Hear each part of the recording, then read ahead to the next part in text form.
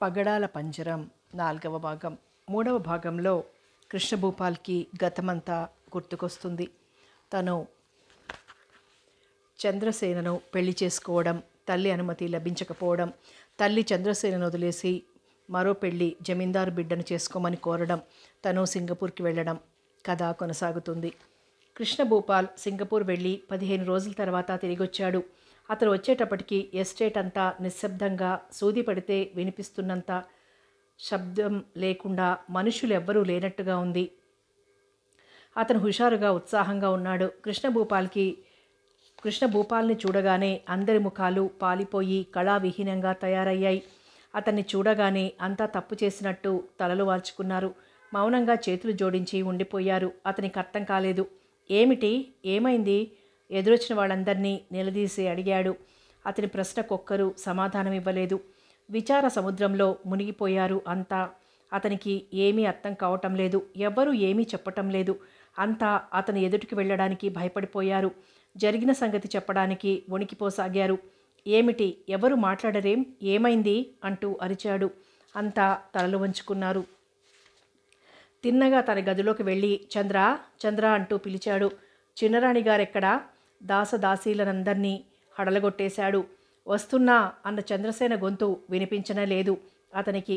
అతని గుండెలు దడదడా కొట్టుకున్నాయి ఒక్కసారి. చంద్రసేన ఎక్కడికి వెళ్ళినట్టు? బాబుగారు, అమ్మగారు మిమ్మల్ని పిలుస్తున్నారు.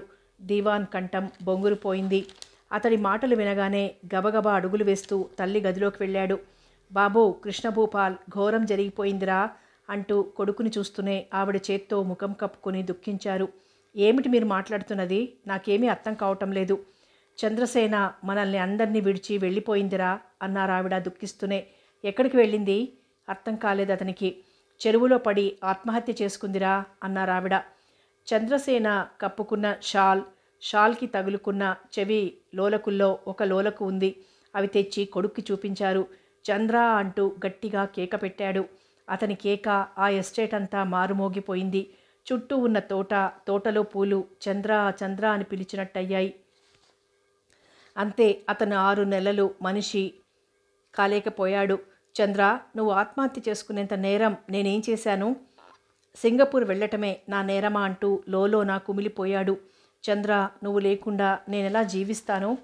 నన్ను విడిచి ఎలా వెళ్ళగలిగావు అని తలుస్తూ రాత్రి పగలు పిచ్చివాడిలా పలవరించసాగాడు. ఆమె పేరు మీద ఎన్నో దానధర్మాలు చేశాడు. ఆమె పేరున భవనం కట్టించాడు. ఎస్టేట్ వ్యవహారాలు చూడటం మానేశాడు. ఒంటరిగా గంటలు గడపసాగాడు. ఎవరు పలకరించినా కసిరేస్తున్నాడు. కొడుకు అలా ఉండటం చూసి ఆవిడికి మతిపోసాగింది. ఒకరోజు కృష్ణభూపాల్కి నమ్మకమైన నౌకర్ రామప్ప వచ్చి, బాబూ, మీరలా దిగులు పడకండి బాబూ అన్నాడు. దిగులు కాక నాకు మిగిలిందేమిటి రామప్ప అన్నాడు అలా పడుకునే. బాబూ, నాకెందుకో అమ్మగారు చనిపోలేదనిపిస్తోంది. అవును, ఎప్పుడూ కళ్ళ ముందు ఉన్నట్టే ఉంటుంది అన్నాడు ఏదో ఆలోచిస్తూ. బాబూ, నిజంగా అమ్మగారు చనిపోలేదు, ఎక్కడో బ్రతికే ఉన్నారని నాకు అనుమానం. రామప్ప, ఏమిటి నువ్వు అంటున్నది అంటూ చివ్వున లేచి కూర్చుని అతడు చేయి పట్టుకున్నాడు. అవును బాబూ, అమ్మగారు చనిపోయారని అంతా చెప్పటమే గాని శవాన్ని ఎవ్వరూ చూడలేదు. కృష్ణభూపాల్కి బుర్ర పనిచేయసాగింది. అవును, అది నిజమే. అంతా ఆమె చనిపోయింది అని అన్నవాళ్లే గాని ఆమె శవాన్ని చూశామని చెప్పిన వాళ్ళు లేరు. దాంతో అతనికి ఎక్కడలేని బలం వచ్చేసింది. రామప్ప, నిజంగా చంద్రసేన బ్రతికే ఉందంటావా? ఆ అమ్మ బ్రతికి ఉందనే నా నమ్మకం బాబూ. అతను మాట్లాడలేదు, ఆలోచిస్తున్నాడు. బాబూ, మీరు ఊళ్ళో లేనప్పుడు ఏదో కుట్ర జరిగింది అని నా అనుమానం. ఆమె ఆత్మహత్య చేసుకోలేదు. అలా పుకారు పుట్టించారు. ఆ అమ్మని మాయం చేశారు. కనిపిస్తే చంపేస్తారన్న భయంతో ఆ అమ్మ దాక్కుని ఉంటుంది. మెల్లగా ఆ అమ్మ ఎక్కడుందో ఆరా తీసి బతికించండి బాబూ. రామప్ప, నాకు తోచని నిజాన్ని చక్కగా చెప్పావు. ఆలోచిస్తుంటే నాకు అనిపిస్తోంది, నా చంద్ర చచ్చిపోలేదు. నన్ను విడిచి నా చంద్ర ఎక్కడికి పోదు అన్నారు ఆనందంగా. అలా తీయగా నౌకర్లేమీ చెప్పలేకపోయారు. చంద్రసేన చనిపోయి 3 సంవత్సరాలు పూర్తి అవుతోంది. రాణి స్వరూపాదేవి మాత్రం కొడుకు ఎదురుగా పెళ్లిమాట ఎత్తడానికి జడుస్తున్నారు. ఒకరోజు కృష్ణభూపాల్ చల్లగాలికి కారు తోట దగ్గర ఆపి కొద్ది దూరం అలా నడుచుకొని వెళ్ళాడు. అతన్ని చూడని ఓ నౌకర్ అలా నడిచి వెళ్తున్నాడు. కృష్ణభూపాల్ అతన్ని చూశాడు. అతడు ఇతన్ని చూడలేదు. ఎంత ఘోరం జరిగిపోయింది. చిన్నబాబు గారిని చూస్తే పాపం జాలేస్తోంది. అమ్మ కొడుకులారా డబ్బు కాసపడి ఎంత పనిచేశారు అన్నాడు. గుండెలు బాదుకుంటూ తనలో తాను గొణుక్కుంటూ నడవసాగాడు. కృష్ణభూపాల్ అతని మాటలు వినటంతో ఒక్క ఉదుటున వాడి ముందుకు వెళ్ళి వాడి షర్టు కాలర్ పట్టుకొని ఓ గుంజు గుంజాడు. రాస్కెల్, ఏమిటా నువ్వు అంటున్నది అంటూ అతన్ని ఎడాపెడా వాయించేశాడు. అతని కళ్ళు నిప్పులు కురుస్తున్నాయి. కృష్ణభూపాల్ని అక్కడ హఠాత్తుగా చూసేటప్పటికీ అతడికి చెమటలు పోసేశాయి. భయంతో గజగజ వణికిపోసాగాడు. చెప్పు అంటూ మళ్ళీ చెయ్యెత్తాడు. బాబూ, నిజంగా నాకేం తెలియదు అంటూ వణికిపోతూ చేతులు జోడించాడు. తెలీదు? నీతో ఎలా చెప్పించాలో నాకు తెలుసు. పద కారెక్కు అంటూ వాడి మెడపట్టి కారులో తోసి కారు స్టార్ట్ చేశాడు. కారు తిన్నగా విశ్రాంతి భవనం చేరుకుంది. కారు దిగి నౌకరు మెడపట్టి తోశాడు. వాడు వెళ్ళి అంత దూరంలో పడ్డాడు. ఎవరక్కడా అని పిలిచాడు. అతను పిలవగానే ఆ భవనం కాపలా వాళ్ళు పరుగున వచ్చారు. వీడిని లోపలికి లాక్కురండి అంటూ అతను ముందుకు దారి తీశాడు. నౌకర్లు లాక్కొచ్చి ఆ గదిలో పడేశారు. అక్కడ పనివాళ్ళు. కృష్ణభూపాల్ అక్కడ ఉన్న కొరడా తీసి గాలిలో ఒక్క విదిలింపు విదిలించాడు. కొరడా శబ్దం గాలిలో చర్రుమన్నట్టు శబ్దమైంది. బాబూ, మీకు దండం పెడతాను, నన్ను కొట్టకండి బాబూ అంటూ చేతులు జోడించాడు భయంతో గజగజ వణికిపోతూ. ఇప్పుడు చెప్పు, ఇందాక ఏమిటంటున్నావు అన్నాడు కోపంగా. నేనేం అనలేదు బాబూ. అనలేదు అంటూ కొరడాతో చెళ్ళు చెళ్ళుమంటూ 4 దెబ్బలు వేశాడు. దాంతో మెలికలు తిరిగిపోతూ, బాబుగారు నన్ను కొట్టకండి, నిజంగా నాకేం తెలీదు అన్నాడు కృష్ణభూపాల్ కాళ్ల మీద పడి ఏడ్చేస్తూ. తెలీదు? మళ్ళీ కొట్టబోయాడు. వద్దు బాబు, నన్ను కొట్టకండి, నిజంగా నాకేం తెలీదు, కానీ ఒక్క నిజం మాత్రం తెలుసు అన్నాడు కృష్ణభూపాల్ కాళ్ల మీద పడుతూ. ఏమిటది? అతడిని కాలితో ఓ తన్ను తన్నాడు కోపంగా. చెప్తా బాబు, చిన్నరాణి గారు ఆత్మహత్య చేసుకోలేదు, హత్య చేయబడ్డారు బాబు. హత్య? అవును బాబు. పైకి తెలిస్తే మా ప్రాణాలు పోతాయి, మీరే రక్షించాలి అన్నాడు అతని పాదాల మీద పడిపోతూ. చెప్పు, నీకేం పర్వాలేదు, నేనున్నాను, చెప్పు అంటూ గద్దించాడు. బాబు, నేను కళ్ళతో చూసింది చెప్తున్నాను, నాకంతకంటే ఏం తెలియదు బాబు అన్నాడు ఏడ్చేస్తూ. నీకేం పర్వాలేదు చెప్పు అంటూ అతడి కాలర్ పట్టి లేవదీసి ఓ గుంజి గుంజాడు. రాత్రి 12 గంటలప్పుడు ఇంటి నుండి మా చెల్లెలికి బాగోలేదని కబురొస్తే నేను ఆ రాత్రిపూట కాలినడకన చెల్లెలింటికి బయలుదేరాను. నా పక్క నుంచే ఓ కారు రయ్యన దూసుకుపోయింది. సరేలే ఎవరో అనుకున్నాను. అంతలోనే ఆ కారు కొద్ది దూరంలో ఆగింది. సరిగ్గా చూస్తే ఆ కారు మనదే బాబయ్య. ఎవరా ఇంత రాత్రివేళ వెళ్తున్నారు అని అనుకున్నాను. నేను చెట్టు పక్క నుంచి వెళ్తున్నాను. నేను వారికి కనిపించలేదు. కారులో నుండి గట్టిగా కేక వినిపించింది. నేను ఎవరా అని బాగా ఆలకించాను. మళ్ళీ కేక వినిపించింది. నాకెందుకో ఆ కేక వింటుంటే భయం వేసింది. ఆ గొంతుక చిన్నరాణి గారి గొంతుకలా ఉంది. నేను గాబరాగా చెట్ల చాటు నుంచి పరిగెత్తి కారు దగ్గరకు వెళ్ళి కారులో ఎవరున్నారా అని చూశాను. నాకు సరిగ్గా చీకట్లో కనిపించలేదు.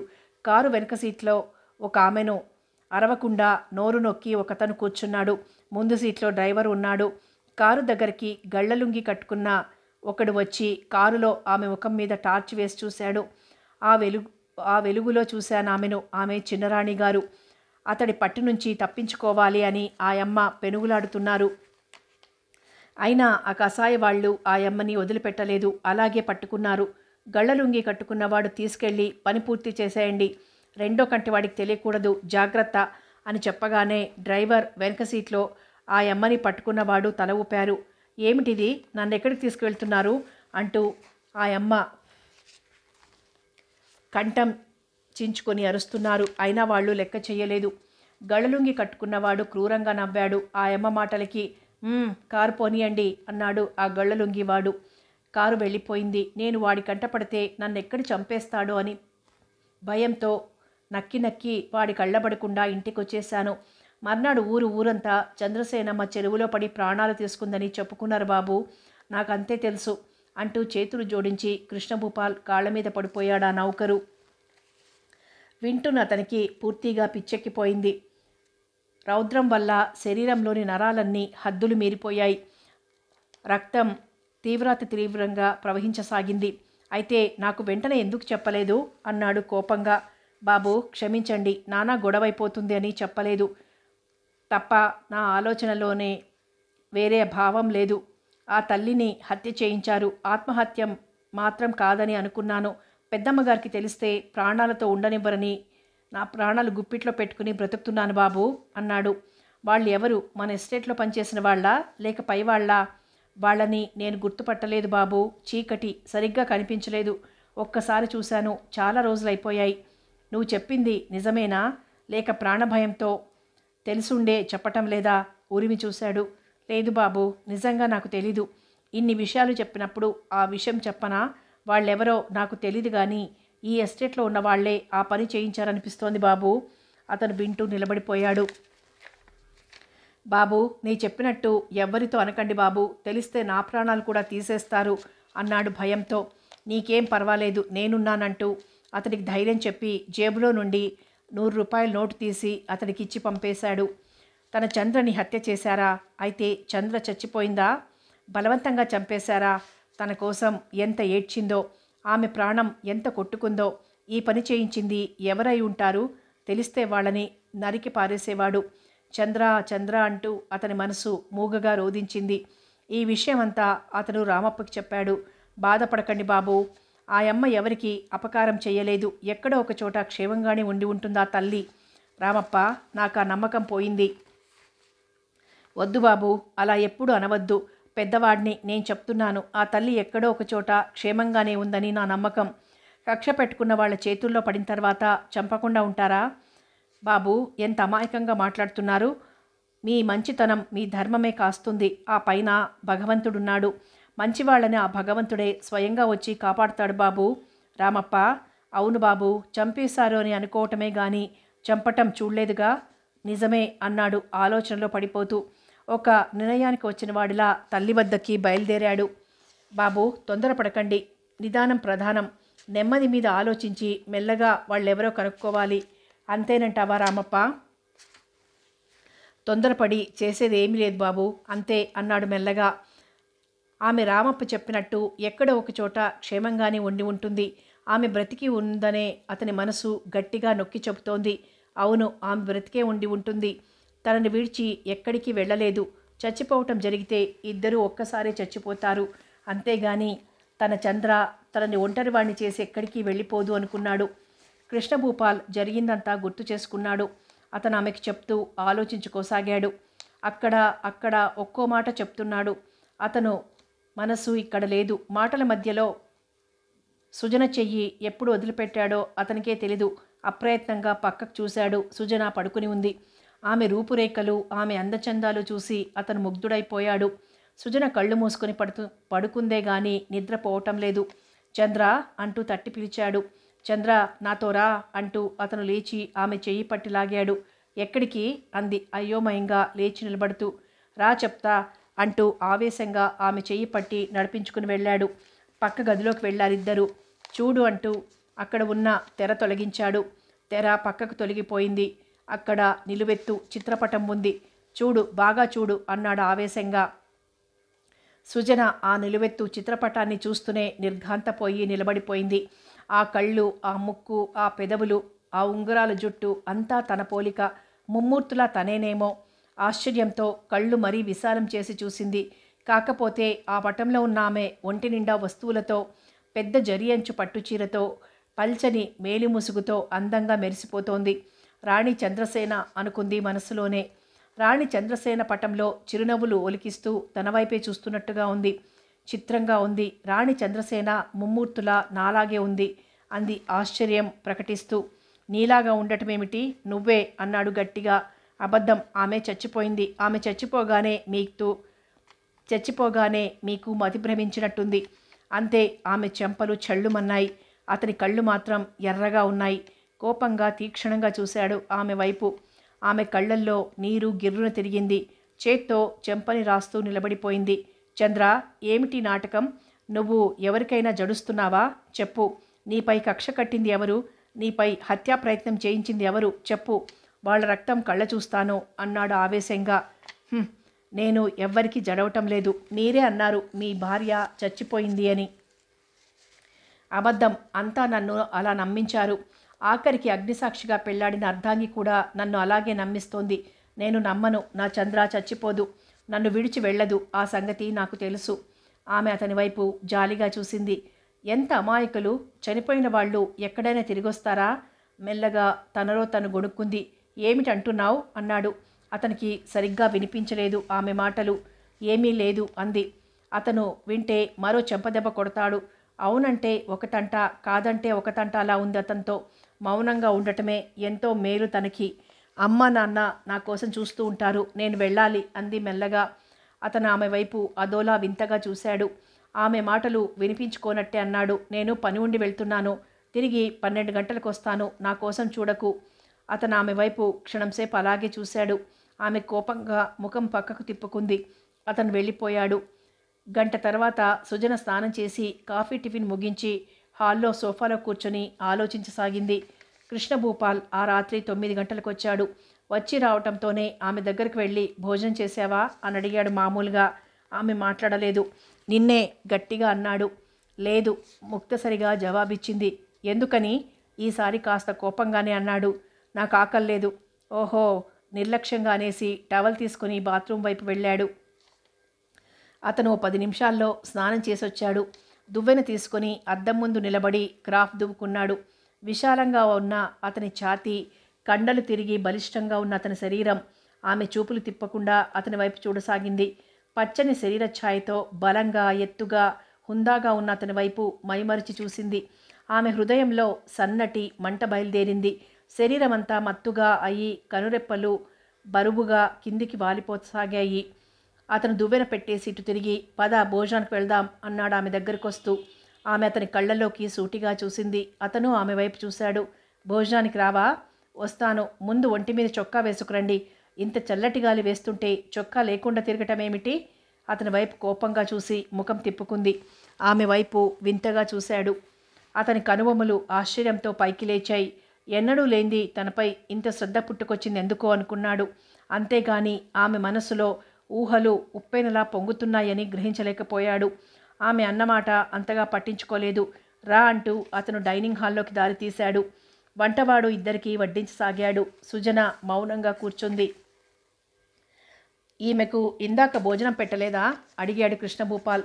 నాకు ఆకల్లేదు, భోజనం చెయ్యను అన్నారు బాబు అన్నాడు వంటవాడు. చూడు, ఈవిడ గారికి మెదడు కాస్త సరిలేదు, అంచేత ఆకలి అంటే ఏమిటో తెలీదు. ఆమె వద్దని అన్నా బలవంతంగా వడ్డించేయి, తెలిసిందా?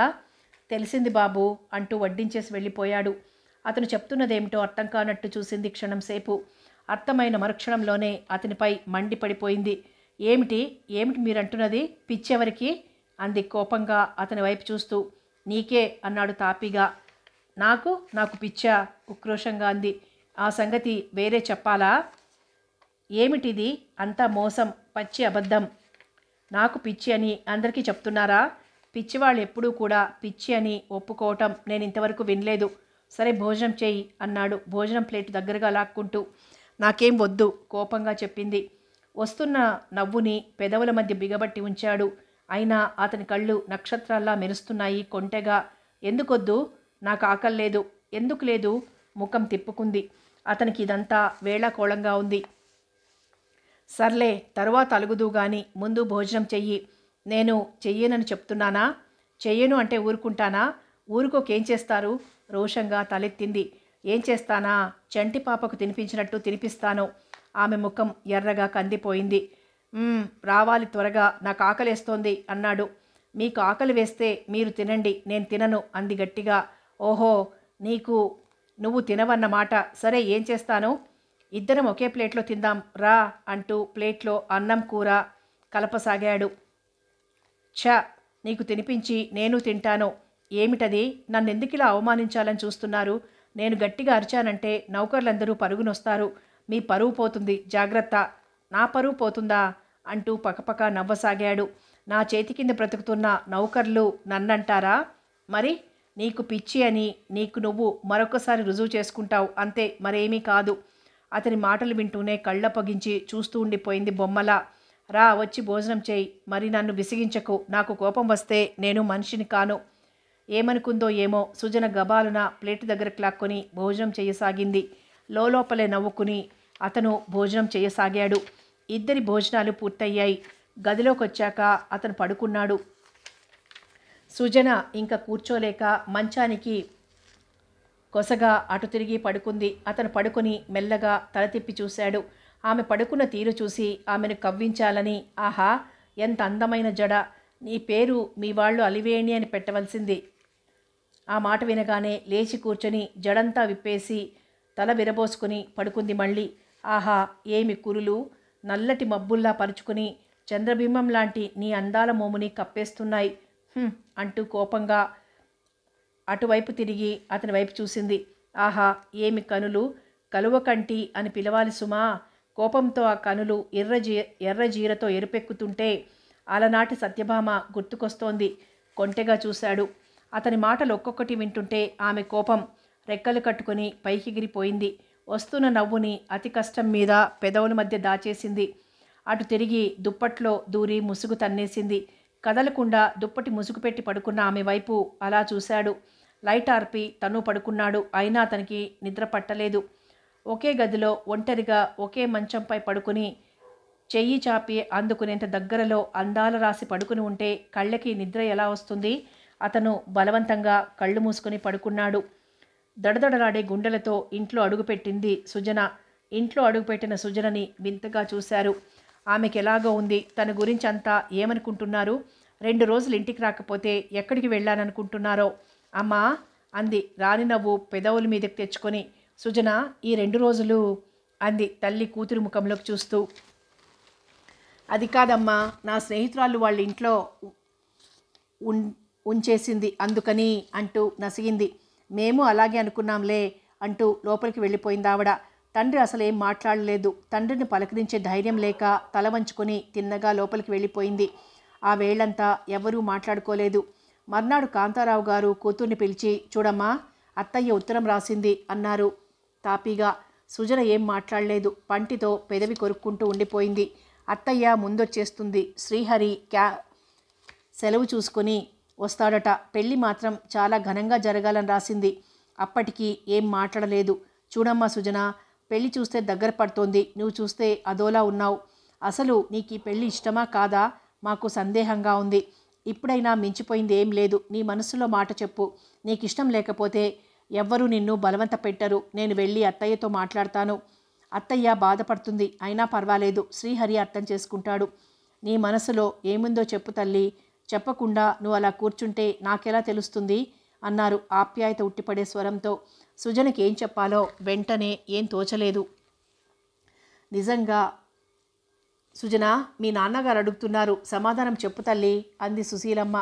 కాంతారావు గారు సుశీలమ్మ కూతురు ఏం చెప్తుందా అన్నట్టు ఆమె వైపే చూడసాగారు. సుజన ఒక్క క్షణం తల్లి వైపు తండ్రి వైపు చూసి ఒక నిర్ణయానికి వచ్చిందానిలా అంది. ఈ పెళ్లి చేసుకోవటం నాకు ఇష్టమే. కూతురి సమాధానం వింటూనే భార్యాభర్తలిద్దరూ ముఖాముఖాలు చూసుకున్నారు. అది కాదు సుజన, నువ్వు మనస్ఫూర్తిగానే చెప్తున్నావా అంటూ ఆయన అనుమానంగా చూస్తూ అన్నారు. నిజం నాన్న, నేను మనస్ఫూర్తిగానే చెప్తున్నాను. అత్తయ్య శ్రీహరి ఏమైనా అనుకుంటారని జడుస్తున్నావా అంది సుశీలమ్మ. నిజంగానే చెప్తున్నాను, నాకు ఇష్టమే. అయితే సంతోషం తల్లి. నువ్వు ఎందుకు అలా ఉంటున్నావో అని మీ అమ్మ నేను కంగారు పడుతున్నాం. ఇక మాకే అనుమానం లేదు అన్నారాయన. అది కాదు నాన్న, మరేమో అంటూ నసిగింది. మాకు అర్థమైందమ్మా. మమ్మల్ని విడిచి వెళ్ళాలంటే నీకు బెంగగా ఉంది కదూ. ఏం చేస్తాం, మాకు బెంగగానే ఉంటుంది. అయినా తప్పదు. ఆడపిల్ల అన్న తరువాత ఎప్పటికైనా ఒకళ్ళ ఇంటికి వెళ్ళవలసిందే అన్నారాయన బాధగా. ఆయన కళ్ళు చెమర్చాయి. కళ్ళద్దాలు తీసి కర్చీఫ్తో కళ్ళొత్తుకున్నారు. భర్త మాటలు వింటూనే సుశీలమ్మ చీరచెంగుతో కళ్ళొత్తుకుంది. అయితే నీకు ఈ పెళ్ళి ఇష్టమే కదూ అన్నారాయన మళ్ళీ. సుజన మెల్లగా తలూపింది. కాంతారావు గారు సుశీలమ్మ తృప్తిగా నిట్టూర్చారు. సుజన మెల్లిగా అక్కడి నుండి వెళ్ళిపోయింది. ఆమె కళ్ళు నీళ్లతో నిండిపోయాయి. ఆమె మనస్సులో బాధ భగవంతుడికే తెలియాలి. కాంతారావు గారు సుశీలమ్మ పెళ్లి హడావిడిలో పడిపోయారు. వాళ్ళకి క్షణం తీరికలేదు. ఒకరోజు ఇంట్లో ఎవ్వరూ లేరు. సుజన ఒకతే ఉంది. కాంతారావు గారు సుశీలమ్మ ఎక్కడికో వెళ్ళారు. గేటు ముందు ఓ కారు ఆగింది. ఎవరా అని అనుకుంటూ తొంగి చూసింది. అంతే, ఆమె గుండె ఒక్కసారి ఆగిపోయింది. భయంతో గుండెలు దడదడ కొట్టుకున్నాయి. ఇప్పుడెలా, ఏమిటి చేయటం? అంతలోనే అతను లోపలికి రావటం, సుజనను చూసి చిరునవ్వు నవ్వటం జరిగిపోయాయి. అతను లోపలికి రావడంతో ఆమె బొమ్మలా నిలబడిపోయింది. నవ్వనైనా నవ్వలేదు. పలకరింపుగా ఒక్క మాట మాట్లాడలేదు. ఏమిటలా చూస్తున్నావు అన్నాడు నవ్వుతూ. చనువుగా అక్కడ సోఫాలో కూర్చున్నాడు. ఆమె అప్పటికీ మాట్లాడలేదు. ఏమిటలా చూస్తున్నావు? తప్పించుకొని వచ్చేశాను. మళ్ళీ ఇతని కళ్ళపడ్డానో ఏమిటి అనా? అతని మాటలకు ఒక్కసారి ముఖం తిరిగినట్లయింది. మాటామంతి లేక అలా బొమ్మలా నిలబడిపోయింది. నువ్వు తప్పించుకునేటందుకే నే సాయపడ్డాను. కంగారు పడకు. ఆ రోజు కావాలనే తలుపులు తాళాలు వేయించలేదు. నేను మర్చిపోయాననుకున్నావు. తెల్లవారుతుందనగా నేను మంచి నిద్రలో ఉన్నాననుకుని తట్టి లేపావు. కావాలనే నేను నిద్ర నటించాను. లేవలేదు. ఇదే సమయం అనుకుని పరుగులంకించుకున్నావు. నువ్వు ఒంటరిగా ఎంత దూరం వెళ్ళగలవు అని నేను మొదటే ఊహించి ఓ కారుని డ్రైవర్ని గేటుకి కొంచెం దూరంలో ఉంచాను. నేను ఊహించినట్టుగానే నువ్వు ఆ కారు డ్రైవర్ దగ్గరికి వెళ్ళి బ్రతిమాలావు.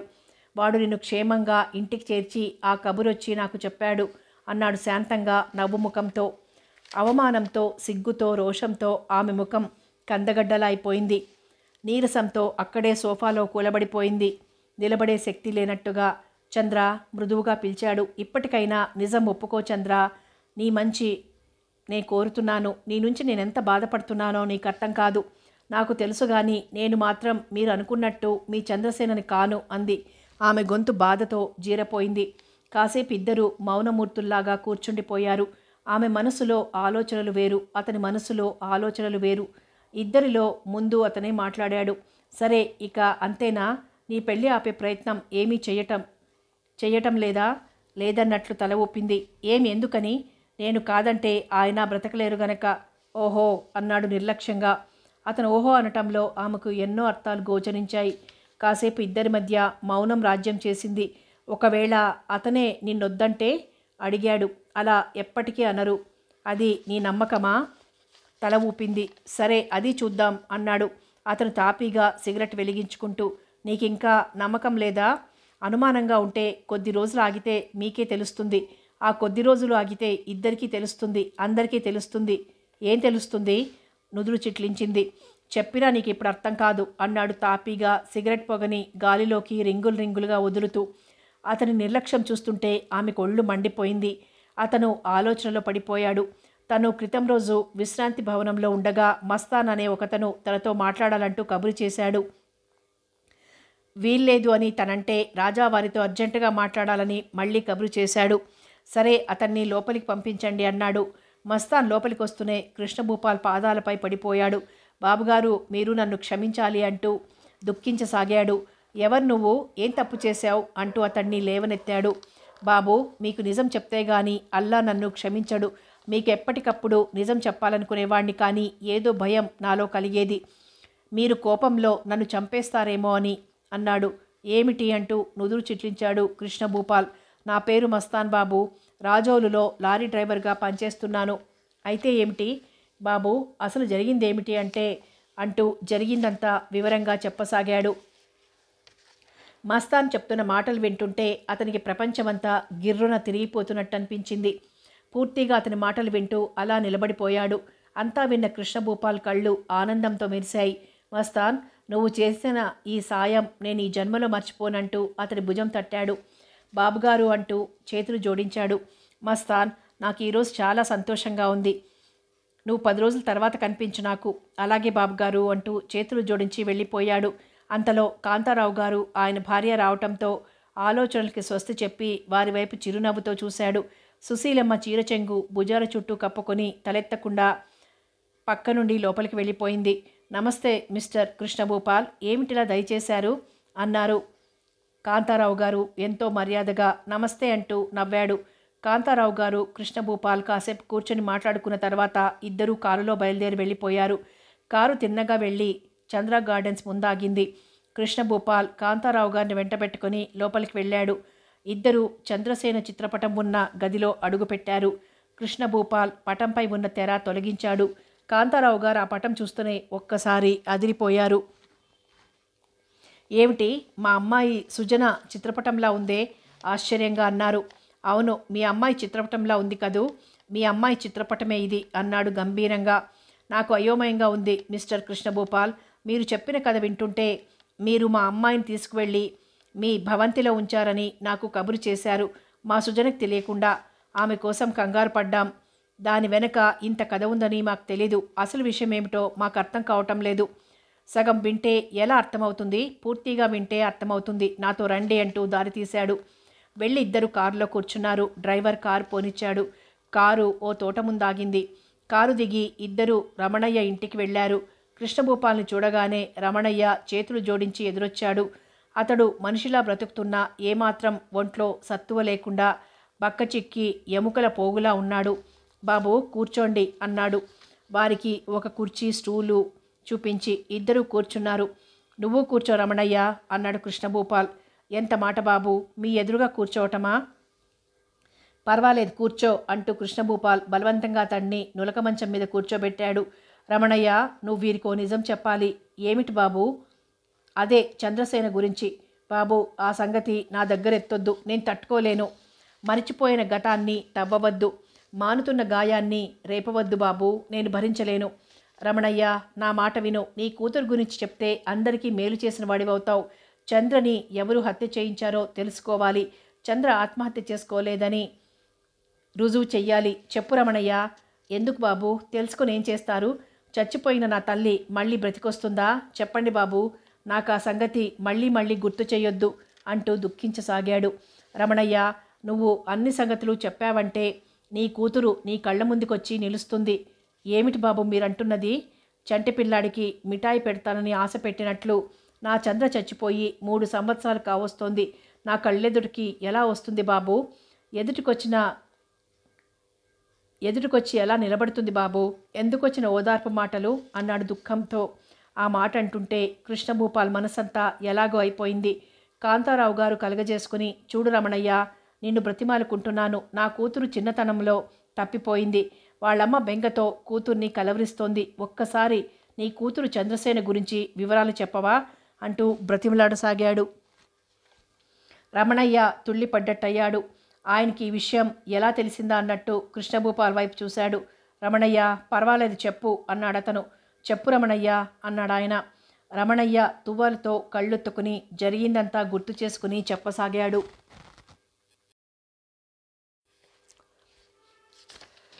25 సంవత్సరాల క్రితం ఆ ఊరి దగ్గరలో ఉన్న అమ్మవారి జాతర అవుతుంటే నేను ఆ జాతరకు వెళ్ళాను. ఇసుక వేస్తే క్రింద రాలినంత జనం. ఎక్కడ కాలు మోపే జాగా లేదు. పై ఊర్ల నుండి ఎందరో అమ్మవారిని దర్శించుకోవడానికి వచ్చారు. నేను ఎలాగో అతి కష్టం మీద అమ్మవారి దర్శనం చేసుకుని ఇంటికి తిరుగుముఖం పట్టాను. 4 కలిసి 2 ఎడ్ల బండి చేసుకొని వస్తున్నాం. దారిలో చిన్నపిల్ల ఏడుపు వినిపించసాగింది. ఎక్కడా అని అంతా చూశాం. 3 సంవత్సరాల పిల్లను నిలబెట్టి ఒక దొంగ ఆ పిల్ల మెడలో వస్తువులన్నీ లాక్కోసాగాడు. మమ్మల్ని చూడగానే ఆ పిల్లను వదిలి పారిపోయాడు. ఆ దొంగ చెట్ల చాటుకు వెళ్ళి మాయమైపోయాడు.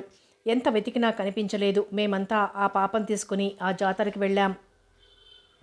ఈ పాప ఎవరి పాపో అని అప్పటికే చాలామంది ఇళ్లకు వెళ్ళిపోయారు. ఆ పాప గురించి ఎంత అడిగినా ఎవరూ చెప్పలేకపోయారు. ఆ పాప ఎవరి పాపో? అందరూ పిల్లలు ఉన్నవాళ్లే, నాకే పిల్లలు లేరు. నేనే ఇంటికి తీసుకెళ్ళాను. పాప ఏడ్చి అలా నా భుజం మీదే పడుకొని నిద్రపోయింది. ఇంటికి వెళ్ళి తలుపు తట్టాను. నా భార్య మంగమ్మ వచ్చి తలుపు తీసింది. ఇంత ఆలస్యమైందేం అంది. మంగా, నీకోసం బంగారు బొమ్మను తెచ్చానే అన్నాను. ఎవరి పాప? మనకి పిల్లలు లేరని ఆ దేవత కరుణించిచ్చిందే. ఏంటి నువ్వు అంటున్న మాటలు? నాకు అర్థం కావటం లేదు. నేను జరిగిందంతా మా ఆవిడికి చెప్పాను. చాలా చోట్ల అడిగాం, ఎవరి పిల్ల కాదన్నారు. చూడబోతే పెద్దింటోళ్ల పిల్లలాగుంది. పిల్లను వదలబుద్ధి కాలేదు, తీసుకొచ్చేశాను అన్నాను. అయితే మనకాడే ఉంచేసుకుందామా? ఆశగా అడిగింది. అవును మంగా, మనం ఈ పాపని పెంచుకుందాం. అట్టాగే అంది సంబరంగా. పాప కళ్ళు విప్పి చూసి ఏడవసాగింది. ఎంత ఊరుకోబెట్టినా ఏడ్పు మానలేదు. పాప ఏడుస్తుంటే ముఖం ఎర్రగా కంది, కళ్ళు ఉబ్బిపోయి ఉన్నాయి. అమ్మా అంటూ రాగం తీయసాగింది. మీ నాన్నగారి పేరేమిటమ్మా? నాన్న. అది కాదమ్మా, పేరు చెప్పు బుజ్జగించి అడిగాను. నాన్నే అంది ఏడుస్తూ. అమ్మ పేరు? అమ్మ. ఎంత అడిగినా పాప ఎవ్వరి పేర్లు చెప్పలేకపోయింది. పాప వస్తువులన్నీ దొంగ పట్టుకుపోయాడు. ఒక్క చెవుకి చిన్న కాడతో ఉన్న లోలకు లాంటిది ఉంది. అన్నీ పట్టుకుపోయాడు. ఆ రోజు అంతా పాప తెగ పేచి పెట్టింది. అమ్మ దగ్గరికి పోతానంటూ ఏడవసాగింది. మాకు ఇద్దరికి ఏం చేయాలో తోచలేదు. ఏం చేస్తాం? ఎక్కడికి తీసుకెళ్తాం? అలా ఎంత ఊరుకోబెట్టినా ఏడ్పు మానలేదు. అలా ఏడ్చి ఏడ్చి సొమ్మసిల్లి నిద్రపోయింది. మర్నాడంతా పాపకు జ్వరం. మూసిన కన్ను తెరవకుండా పడుంది. మంగమ్మ ఏడవసాగింది. ఎక్కడ పుట్టిందో ఎవరి పిల్లో మా ఇంటికొచ్చింది. భగవంతుడా, మాకా పాపను దక్కించు అంటూ. నాలో నేను కుమిలిపోయాను. పాప ఏమైపోతుందా అని. పాపకు 3 రోజులు వరుసగా జ్వరం ఉంది, తగ్గలేదు. మూసిన కన్ను తెరవలేదు. ఆచారి వచ్చి మందిచ్చి వెళ్తున్నాడు. పాప నిద్దట్లో కలవరించసాగింది. అమ్మా నాన్న అంటూ. ఏం చేస్తాం, అలాగే మాలో మేము కుమిలిపోసాగాం. మా ఇంటికి ఒకతను మాకు తెలిసిన వాడొచ్చాడు. పాప పరిస్థితి చూసి వెళ్ళిపోయి తనకు తెలిసినతని దగ్గర మందు తెచ్చి పాపకు వేశాడు. 1 పొట్లంతో జ్వరం తగ్గింది. మిగతా 2 పొట్లాలతో జ్వరం పూర్తిగా తగ్గిపోయింది. మేము చాలా సంతోషించాం. భగవంతుడా, పాపను బతికించావు, అంతే చాలు మాకనుకుని దండం పెట్టుకున్నాం. పాపకు మళ్ళీ అమ్మ గుర్తుకొచ్చి ఏడవసాగింది. అమ్మ అంది ఏడుస్తూ. ఇదిగో అమ్మ అన్నాను మంగమ్మని చూపిస్తూ. కాదు, అమ్మ కాదు, చూడమ్మా, నేను మీ అమ్మనే. కాదు అంది పాప బుంగమూతి పెట్టి. నిజంగా మీ అమ్మనే. నువ్వు నన్ను అమ్మ అని పిలిస్తే నీకు బోల్డ్ మిఠాయిలు కొనిస్తాం. మరి ఎప్పుడు కొంటావు అడిగింది చక్రాలాంటి కళ్ళతో చూస్తూ. ఇప్పుడే. నన్ను అమ్మ అని పిలుస్తావా మరి? పాప తల ఊపింది. మరి పిలు అమ్మా, మళ్ళీ పిలు సంబరంగా అంది. అమ్మా. పాపని ఎత్తుకొని ముద్దుల వర్షం కురిపించింది మంగమ్మ. నువ్వు పాలబువ్వ తిన్నాక మీ నాన్న తీసుకెళ్ళి నీకు మిఠాయి కొంటారు అంది గిన్నెలో పాలన్నం కలుపుతూ. నాన్న ఎక్కడా? ఇదిగో నాన్న అని చెప్పింది మంగమ్మ నన్ను చూపిస్తూ. ఛీ, నాన్న కాదు.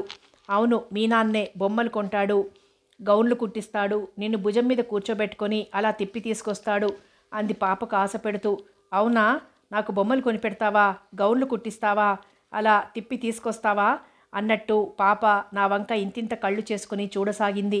అవునమ్మా, నీకు బొమ్మలు కొనిపెడతాను, గౌన్లు కుట్టిస్తాను అన్నాను పాపతో. మరి ఎప్పుడు అంది పాప. మరి నన్ను నాన్న అని పిలుస్తావా? తల ఊపింది. ఏది పిలు నాన్న అని. నాన్న అంది. నా సంతోషం అంతా ఇంతా కాదు. పాపని ఎగరేసి ముద్దులాడాను. నాన్న అనే పిలుపు నాలో చచ్చిన మనిషికి జీవం పోసినట్టయింది. మరి బువ్వ తినమ్మా అంటూ పాపకి మెల్లగా అన్నం తినిపించసాగింది. పాప తెల్లగా బొద్దుగా ఉంగరాలతో ముద్దుగా ఉంది. పాప మా దగ్గర మెల్లిగా అలవాటవసాగింది. పాప చెవిలోలకి ఒకటే మంగమ్మ తీసి భద్రంగా దాచింది, ఎవరి కంటికి కనిపించకుండా. మళ్ళీ ఎవరైనా చూస్తే మా పాప అని పాపని తీసుకుపోతారని మంగమ్మ బెంగ. పాపకి పేరేం పెడదాం అన్నాను. అవును, మంచి పేరు పెడదాం. ఏం పెడదాం? చంద్రబింబంలా ఉంది ముఖం, చంద్రమ్మ అని పెట్టుకుందాం. సంబరంగా చూసింది మంగమ్మ. అవును, చక్కని పేరు, బాగుంది. ఇయాల కాడి నుంచి పాప పేరు చంద్రమ్మ అన్నాను సంబరంగా. మర్నాడు నేను పాపకి గౌన్లు బొమ్మలు అన్నీ తెచ్చాను. పాప సంబరంగా చూసుకుందన్నీ. పాప రోజురోజుకి వాళ్ళ అమ్మా నాన్నని మర్చిపోయి నన్ను నాన్న అని మంగమ్మని అమ్మ అని పిలవసాగింది. పాపకి మా దగ్గర గారాబం ఎక్కువైపోయింది. పాప ఏది కావాలన్నా క్షణంలో తెచ్చిచ్చేవాణ్ణి. పాప ఏది తినాలని అన్నా మంగమ్మ క్షణంలో చేసి పెట్టేది. నేను ఒంగుని నడుస్తుంటే పాప నా వీపు మీద సవారీ చేసేది. మంగమ్మ అన్నం గిన్నె పట్టుకొని కూడా వస్తూ పాపకి అన్నం తినిపించేది. పాపని మేము అరచేతిలో నిమ్మపండులా చూసుకునేవాళ్ళం. అలా 2 సంవత్సరాలు గడిచాయి. పాపని స్కూలుకి పంపటం ఇష్టం లేక ఇంటి దగ్గరే చదువు చెప్పించడానికి నిశ్చయించుకున్నాం. ఇంటి దగ్గర ఒక మేస్టార్ని ఏర్పాటు చేసి చదువు చెప్పించసాగాం. అలా రోజులు గడవసాగాయి. పాపకి 8వ సంవత్సరం వచ్చింది. పొడవు లంగా జడకుచ్చులతో అందంగా ఉన్న పాపను చూసి మేము తెగ మురిసిపోయేవాళ్ళం. పాప శ్రద్ధగా చదువుకోసాగింది. మంగమ్మ చదువు మాన్పించేద్దాం, మగ మాస్టర్ చేత చెప్పించటం ఏమిటి ఆ పిల్లకు అనేది. ఆ మాటలతో పిచ్చెక్కిపోయి నేను మంగమ్మ మీద అంతెత్తెగిరి పడేవాణ్ణి. కోపంతో కొట్టడానికి లేచేవాణ్ణి. పసిముండాది, చదువుకుంటే నీకేమైంది? ఈసారి దాని చదువు మాన్పించమన్నావో 4 చీరేస్తాను జాగ్రత్త అనేవాణ్ణి కోపంతో. బాగుంది, నేనేమన్నానయ్యా? చదువు ఆపేసి మరో 7 రాగానే చక్కగా పెళ్లి చేసేద్దాం. ఎప్పుడు ఏ ముచ్చట జరగాలంటే ఆ ముచ్చట జరిగితేనే ముద్దు అంది. ఛీ, నీ ముఖం. పసిదానికి పెళ్ళేంటే? దాన్ని ఇంగ్లీష్ చదువులు చెప్పిస్తా, పెద్ద ఉద్యోగస్తుడికి ఇచ్చి పెళ్లి చేస్తా. ఏమనుకున్నావో? అట్టాంటి సంబంధం చేస్తానా? చూసుకో, రాణిని చేసేస్తా నా కూతుర్ని అన్నాను గొప్పగా. ఏంటేంటి, రాణిని చేస్తావా? ఆశ్చర్యంగా బుగ్గలు నొక్కుంటూ అంది. కాకపోతే పొలంలో పనిచేసుకుని బతికే కూలీ వెధవకిస్తానా? అబ్బో, ఇహనేం అంది ముసిముసి నవ్వులు నవ్వుకుంటూ. మరేటనుకున్నావే, మన చంద్రమ్మ అంటే మన చంద్రమ్మ రాణి అయిపోతుంది అంటూ మురిసిపోయాను. ఒకరోజు పాప ఇంటి ముందు కూర్చొని ఆడుకుంటోంది. నేను తోటలో పనిచేసుకుంటున్నాను. రాజా మహేంద్రనాథ్ గారి కారులో వెళ్తూ మా ఇంటి ముందు ఆగారు. కారు ఆగటంతో నేను పరిగెత్తుకు వెళ్ళాను ఆయన దగ్గరికి. ఆయన చూపులు పాప మీదే నిల్చున్నాయి. రమణయ్య, ఆ పాప ఎవరు అని అడిగారు. మా అమ్మాయే బాబు అంటూ చేతులు కట్టుకుని సమాధానమిచ్చాను. అలాగా అన్నారు ఆశ్చర్యంగా చూస్తూ. నేనెప్పుడూ చూడలేదు, ఇదే చూడటం మీ పాపని అంటూ చిన్నగా నవ్వారు. నేను వెళ్ళి పాపను వెంట పెట్టుకుని వచ్చాను. పాప మెల్లిగా వచ్చి అక్కడ నిలబడింది. రమణయ్య, నీకొక్కర్తే కూతురా? అవును బాబుగారు అని చెప్పి పాపతో రాజావారికి దండం పెట్టమ్మా అంటూ చెప్పాను. పాప నేను చెప్పినట్టే చేసింది. రాజా మహేంద్రనాథ్ గారు పాపను చూసి తెగ మురిసిపోయారు. అపరంజి బొమ్మల అందంగా పెద్ద పెద్ద కళ్ళతో చక్కగా తీర్చిదిద్దినట్లున్న పాపను చూడగానే రాజావారు ఆశ్చర్యపోకుండా ఉండలేకపోయారు. పాప ఆయన వైపే చూస్తోంది. రమణయ్య, పాపను చూసి మొదట నీ కూతురు అనుకోలేదు. ఈ అమ్మాయి నీ అదృష్టం కొద్దీ నీ కూతురైంది. ఈ అమ్మాయి ఏ జమీందార్ల ఇంటిలోనూ పుట్టవలసింది, సామాన్యుల ఇంట పుట్టవలసిన పిల్ల కాదు. పాపని రాజావారు మెచ్చుకుంటుంటే నా ఆనందం అంతా ఇంత కాదు. నీ పేరేమిటి పాప? పాప సిగ్గుపడింది. చెప్పలేదు. చెప్పు అంటూ పాపని కసిరి నేనే చెప్పాను. చంద్రమ్మండి. చంద్రమ్మ. ఇంత చక్కటి పాపకి అదేం పేరు రమణయ్య? నేను చేతులు నులుముకుంటూ నిలబడిపోయాను. పాప పేరును చంద్రసేనగా మారుస్తున్నాను. మీరు ఇక నుంచి అదే పేరుతో పిలవండి, తెలిసిందా? నిజంగా మీ పాప అదృష్ట జాతకురాలు. మంచి చదువులు చెప్పించి అమ్మాయికి సంగీతం చెప్పించు. చిత్తంబాబు గారు, అలాగే చెప్పిస్తాను. అమ్మాయి చాలా తెలివైన దానిలా కనిపిస్తోంది, శ్రద్ధగా చదివించు అన్నారు. అలాగే బాబు. రాజా మహేంద్రనాథ్ గారు తన మెడలో పులిగోరు పథకంతో ఉన్న బంగారు గొలుసు తీసి చంద్రసేన మెడలో వేసి భుజం తట్టారు. నా సంతోషానికి పట్ట పగ్గాలు లేకుండా పోయాయి. రాజావారు వెళ్ళిందాకా ఆ సంతోషాన్ని అతి కష్టం మీద ఆపుకుని రాజావారు తిరిగి కారులో వెళ్ళిపోగానే పాపనెత్తుకుని ఇంటిలోకి ఒక్క పరుగు తీశాను. ఈ మాటలన్నీ మంగమ్మకు చెప్పాను. మంగమ్మ ఆశ్చర్యంతో విని నా చేతుల్లోంచి పాపనెత్తుకుని ముద్దుల వర్షం కురిపించింది. నా ఆనందం అంతా ఇంత కాదు. మంగమ్మ కూతురు మెడలో గొలుసు పరీక్షగా చూసింది. మన పాపని పెద్ద చదువులు చదివించమన్నారు. అలాగా సంగీతం నేర్పించమన్నారు. అంది ఆశ్చర్యంగా. రాజావారు ఎంత మెచ్చుకున్నారు అంటే నాకు భలే ఆనందంగా ఉంది. ఆనందం కాదు, మన పిల్ల నిజంగా అదృష్టవంతురాలే. మన చంద్రకి వీణ చెప్పిద్దాం సంబరంగా అన్నాను. అలాగే. ఏం పేరు చెప్పారు? చంద్రసేన. చాలా బాగుంది. ఇక నుంచి మనం అలాగే పిలుద్దాం. అవును, మన అమ్మాయి రాణి అవుతుందిగా అన్నాను. అయితే రాజావారి కొడుక్కి ఇచ్చి చేసేస్తే పోలా అంది ఎంతో సులభమైనట్టు. ఏంటి నువ్వంటున్నది? నేను తెల్లబోయి అడిగాను. ఏమన్నాను? రాజావారి కొడుక్కి ఇచ్చి చేద్దామన్నాను. ఏంటి, నీకు ఒంటి మీద తెలివి ఉండే మాట్లాడుతున్నావా? రాజావారెక్కడా, మనమెక్కడా? నువ్వేగా అన్నావు మన అమ్మాయిని రాణిని చేద్దామని. అంటే ఈ సంగతి రాజావారు వింటే ఇంకేమైనా ఉందా? ఏమవుతుంది? అదృష్టం కలిసొస్తే ఎంత రాజావారి కొడుకే అయినా మన వాకిట్లోకి వచ్చి పిల్లను పెళ్లి చేసుకుని తీసుకుపోతారు. అప్పుడు రాజావారు ఏం చేస్తారు? నోరు వెళ్ళబెట్టి చూస్తారు అంది. ఏమే, మళ్ళీ అను, నాలుక చీల్చేస్తారు. జాగ్రత్త, మళ్ళీ అన్నావో నువ్వు వీపు విమానం మోత మోగిపోతుంది. ఏంటి, నా వీపు విమానం మోత మోగుతుందా అంది నడ్డిన చేతులుంచుకొని. ఏంటమ్మోయ్, ఇందాకటి నుంచి చూస్తున్నావు, తెగ డాబు చేసేస్తున్నావు. కూడు వండకుండా తొంగపెట్టేయగలను, జాగ్రత్త అంటూ కోపంగా లోపలికి వెళ్ళిపోయింది. మంగమ్మ వంటింట్లోకి పోయి మెల్లగా గొడుక్కోసాగింది. నా తల్లికి చేతిలో భాగ్యచక్రం ఉంది. జ్యోతిష్కుడు చెప్పాడు. ఈ పిచ్చి ఉండా కోడికి ఏటి తెలీదు. ఆకలేయటం లేదా? నా పిల్లను కూడా తీసుకురా, ఇద్దరికి వడ్డించేస్తున్నాను అని కేకలు వేసింది. ఒట్టి పిచ్చిమాలోకం నాలో నేనే గొణుక్కున్నాను. ఒట్టి ఎర్రోడు, చెప్తే అర్థం చేసుకుంటాడా ఏమన్నానా అంటూ గొణుక్కుందది. చంద్రసేన ఇటు చదువు అటు సంగీతం నేర్చుకోసాగింది. రోజులు మెల్లగా గడవసాగాయి. రోజులు గడుస్తున్న కొద్దీ చంద్రసేనలో అందాలు ఎక్కువ కాసాగాయి. చంద్రసేనకి 12వ సంవత్సరం వచ్చింది. చంద్రసేన ఓణీలు వేసుకోవటం మొదలుపెట్టింది. ఆమెలో అల్లరి తగ్గి కుదురు నేర్చుకోసాగింది. ఎప్పుడూ పుస్తకం పట్టుకుని కూర్చునేది. మంగమ్మ పిల్లకింత పని కూడా చెప్పేది కాదు. అన్ని పనులు తనే చేసుకునేది. రోజులు ఎప్పుడూ ఒక్కలాగే ఉండవు. భగవంతుడు సంతోషంగా ఉంటే చూడలేడు. మంగమ్మకి 4 రోజులు జ్వరం వచ్చింది. 5వ రోజున నన్ను నా కూతుర్ని వదిలి వెళ్ళిపోయింది. వెళ్ళిపోతూ చంద్రని జాగ్రత్తగా కంటికి రెప్పలా కాపాడుకోమని నా చేతిలో చెయ్యి వేయించుకొని ప్రాణం వదిలింది. నేను నా బిడ్డ చంద్రసేన ఇద్దరూ ఒంటరిగా మిగిలిపోయాం. మంగమ్మ లేని లోటు ఎవ్వరూ తీర్చలేనిది. ఇంట్లో దీపం పెట్టేవాళ్లు లేకపోయారు. చంద్రసేన ఎప్పుడూ బొమ్మలా కూర్చునేది. ఏ పని చేత కాదు. నేనే అన్ని పనులు చేసుకోసాగాను. నా కూతుర్ని ఏ పని చేయనిచ్చేవాణ్ణి కాదు.